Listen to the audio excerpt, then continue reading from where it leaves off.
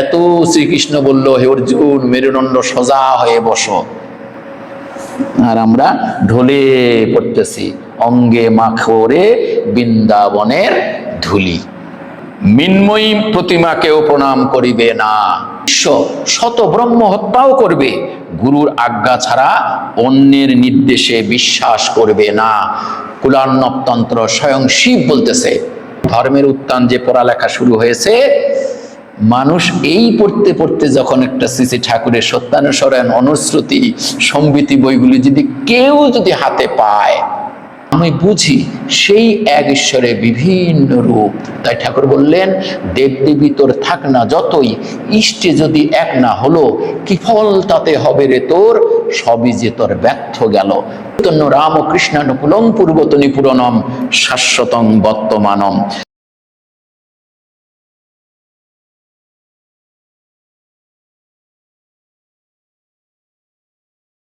দিতে পারি না, কিন্তু যে ডাক্তারি পড়ে নাই তার কাছে ওষুধ নিতে গেলে যা ইচ্ছা তাই ওষুধ দিতে তার কোনো সমস্যা নাই। আমরা যেটা বিষয়ের আমরা জানবো, সেই বিষয়ের অন্য কিছু কিন্তু আমরা বলতে পারবো না, কারণ আমি ওইটার উপরে পড়ালেখা করেছি।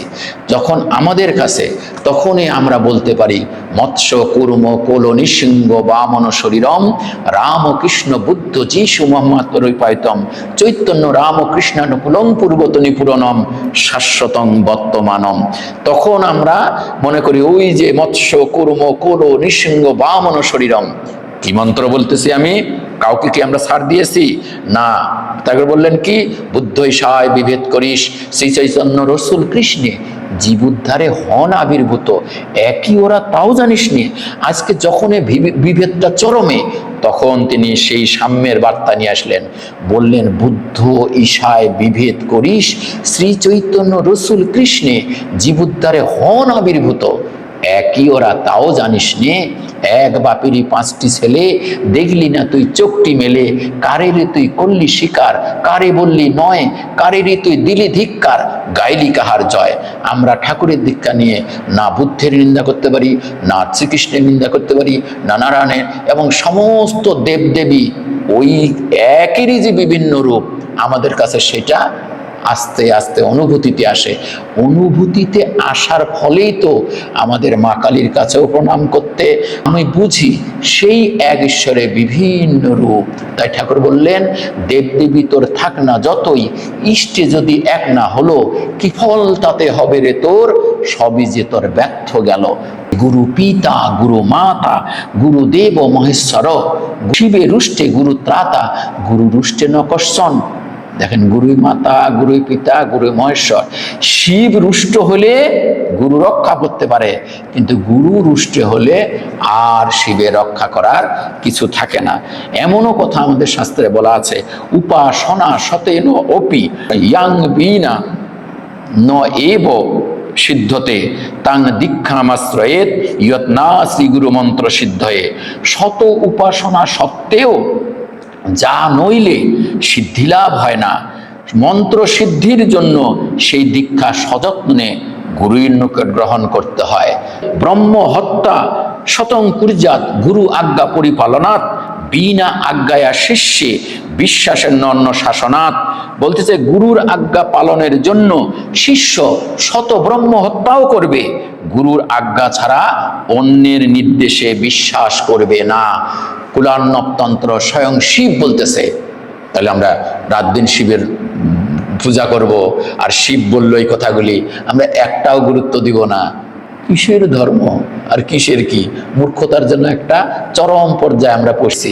তো সেই জন্য এগুলি পড়তে হয়। বইগুলি দেখে নাই জীবনে, কোনোদিন একটু সোজা হয়ে মেরুদণ্ড বসে নাই। এত শ্রীকৃষ্ণ বলল, হে অর্জুন মেরুদণ্ড সোজা হয়ে বসো, আর আমরা ঢলে পড়তেছি অঙ্গে মাখরে বৃন্দাবনের ধুলি। গড়াগড়ি দাও, তো গড়াগড়ি দিতে গেলে যা হবার তাই হবে। হ্যাঁ, কিন্তু এটা যে কি, এটা তো চরম সত্য কথা, কিন্তু এটা আমরা না বুঝেই শুধু কীর্তনের মধ্যে থাকলে হবে না। বৃন্দাবন কি? বৃন্দাবন হলো ভগবান শ্রীকৃষ্ণের লীলা ক্ষেত্র। কি লীলা করেছিলেন সেখানে, সেই লীলাগুলি জাগরণ গোষ্ঠ আমরা নিত্যদিন শুনতেছি ঠিকই, বাট এগুলি আমার জীবনের সঙ্গে সম্পর্ক কি, আমার জীবনের সঙ্গে কোথায়, এই বৃন্দাবনের সঙ্গে আমার কি সম্পর্ক।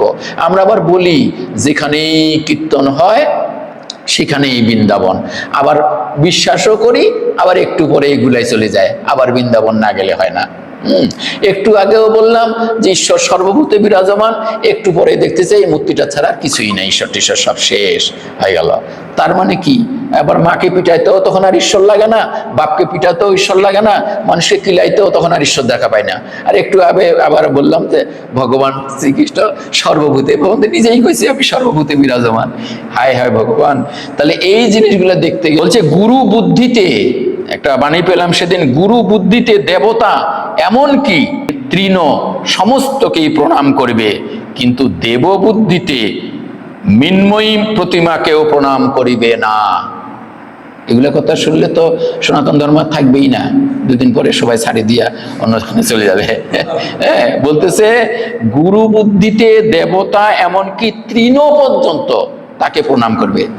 গুরু বুদ্ধিতে, যে এইখানে আমার গুরু আছে, তখন তৃণলতাটাকেও প্রণাম করা যায়, কিন্তু কিন্তু দেববুদ্ধিতে লৌহময়ী বা মৃন্ময়ী, লোহার অথবা মাটির প্রতিমাকেও প্রণাম করিবে না।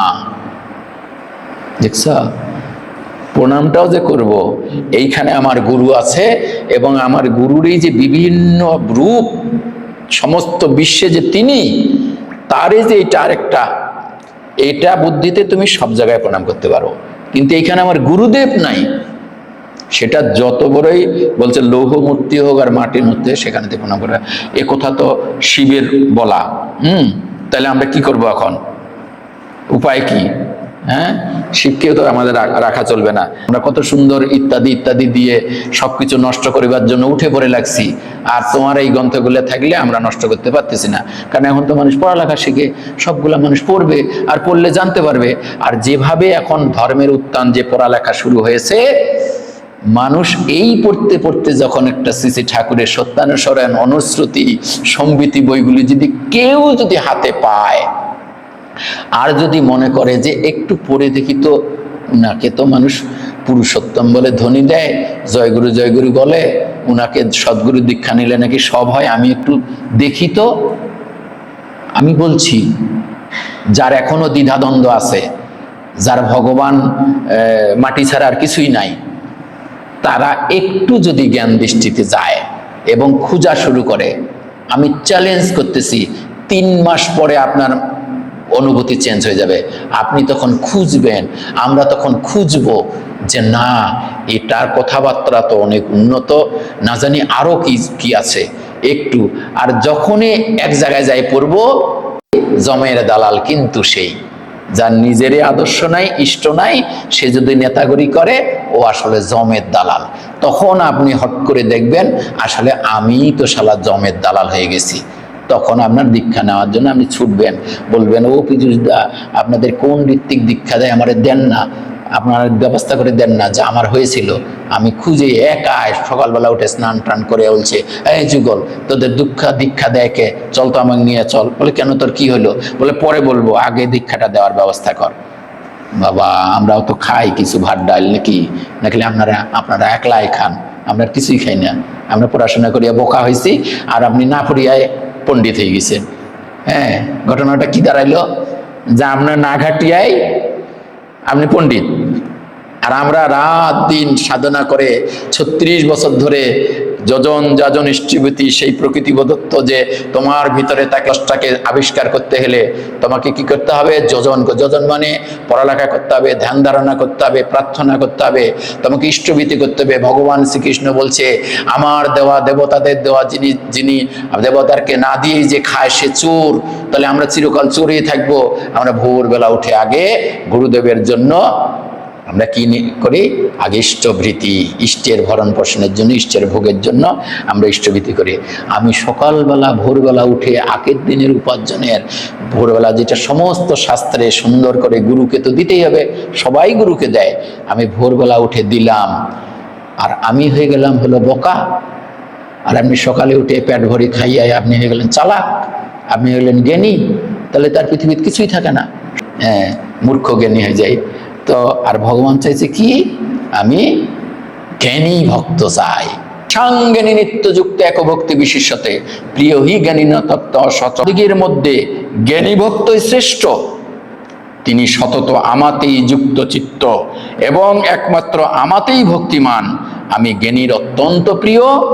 আর যাই হোক, আমাদের আরো একটা এরকম আছে, আমি বলেছিল উদাসীন উদাসীনাং বনস্থ বনবাসীন জ্যোতিনাং চ জ্যোতিপ্রোক্ত গৃহস্থানাং গুরু গৃহী। যে উদাসীন গুরু হবে, বনবাসী না, বনবাসে যারা থাকবে তাদের গুরু হবে বনবাসী, ব্রহ্মচারী হবে তাদের গুরু হবে ব্রহ্মচারী সন্ন্যাসী, তারা গৃহস্থ ধর্ম পালন করবে তাদের গুরু হবে গৃহস্থ। তাই তো দেখি আজকে ঠাকুর অনুকূল চন্দ্রের গৃহস্থ জীবন, এবং এই গৃহস্থ জীবনের সঙ্গে যুক্ত হয়ে আমার জীবনকে পরিপূর্ণ করার ছাড়া অন্য আর পথ কি হইতে পারে?